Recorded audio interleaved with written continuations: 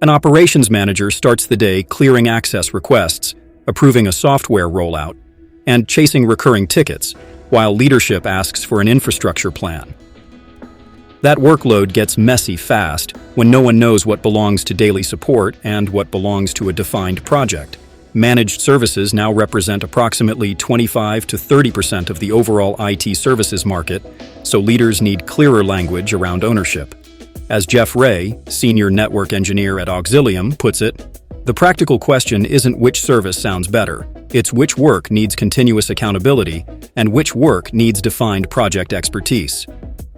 Managed services cover the recurring operational work: monitoring, help desk support, patching, cybersecurity controls, ticket levels, response targets, and escalation paths.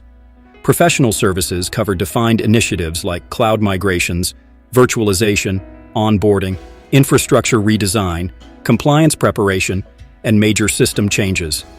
That difference matters during the workday. A blocked invoice approval, failed login, or security alert cannot wait for the next project meeting. Daily support needs predictable coverage. Project work needs a clear beginning, finish, and handoff into long-term management. The same distinction helps with budgets. Managed services support monthly planning around coverage, monitoring, cybersecurity, and user support.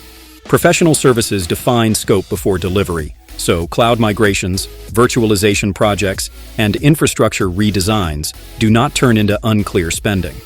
Security and compliance often need both models. Professional services design and implement control changes. Managed services keep those controls monitored, patched, documented, and responsive.